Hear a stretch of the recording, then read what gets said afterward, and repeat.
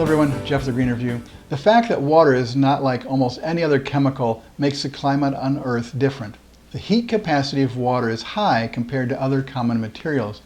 This means that it can absorb or lose a lot of heat energy without changing its temperature very much. This buffers the environment against large, rapid temperature changes. Water regulates the Earth's temperature and climate. An example is the more moderate climate of coastal locations compared to climates farther inland. Bodies of water, oceans mostly, absorb heat from the sun to change a water molecule from liquid water to vapor. The heat stored in the water vapor molecule is given to the atmosphere when the vapor condenses back into water droplets, as in rain or snow. Water modifies climate because it absorbs a lot of heat before it changes temperature. Water takes 1 calorie of heat to change 1 degree centigrade for each cubic centimeter, which weighs 1 gram. Rock only takes 2/10 of a calorie of heat to change 1 gram 1 degree. Land heats up faster and cools down faster than water. As fresh water goes from ice to liquid or from liquid to gas, it undergoes an obvious change of state. The amount of heat energy that is required to change its temperature in the same state is referred to as the specific heat.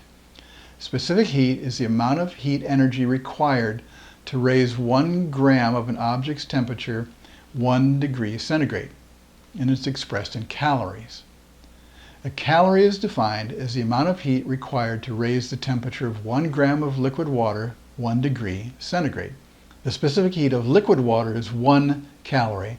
Well, it is only a half a calorie for ice. Take a look at this graph. We can follow the change from ice at negative 25 degrees centigrade to water vapor at 125 degrees centigrade.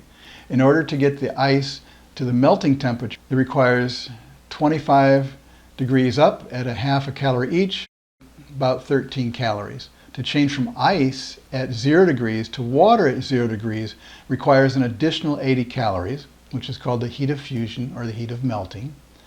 It now takes 100 calories to heat the water from 0 degrees centigrade to 100 degrees centigrade. To change liquid water to water vapor, both at 100 degrees centigrade, requires an additional 540 calories. This is called the heat of evaporation or condensation. So what's this mean to me? The amount of heat lost going from water at 32 degrees to ice at 32 degrees has to go somewhere. If the water is coating a plant, some of the heat goes to the plant. That is why citrus farmers will spray water on the trees in cold snaps.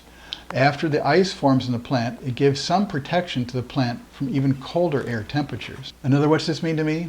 Cities that are near large bodies of water, such as Chicago near Lake Michigan, stay cooler in summer and warmer in winter because the water temperature affects the air temperature near the water. The water temperature is much slower to change than the surrounding land.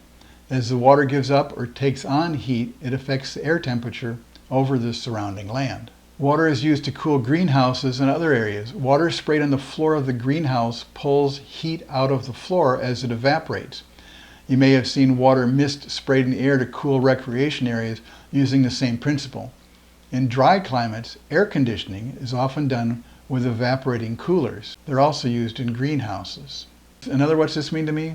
The first part of a snowfall is important because as it melts, it pulls heat from the ground.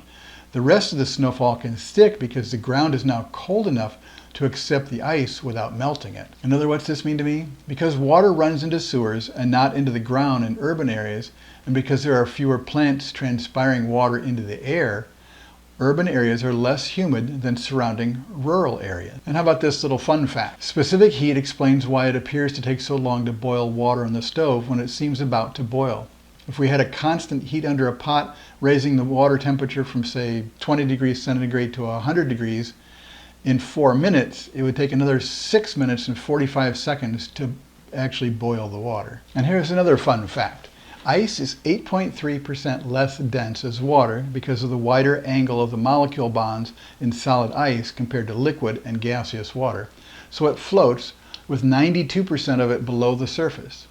11 divided by 12, 11 twelfths, is 0.92. So a cubic foot of water will have 11 inches under the water and 1 inch above the water surface. An iceberg or an ice cube will float with only 8% above the surface. And let's do one more fun fact. Fresh water expands about 8% when it freezes into ice. This expansion of water in soil can break rocks, push plants out of the ground, and damage foundations and roads. So what's this mean to me? The density of a buried rock allows it to freeze faster than the surrounding looser soil. The water in the soil under the rock freezes before the soil around the rock. The expanding water pushes the rock up until it eventually lifts above the surface. And now you know why rocks continue to show up in your garden. And this is Jeff with A Greener View. Thanks for watching.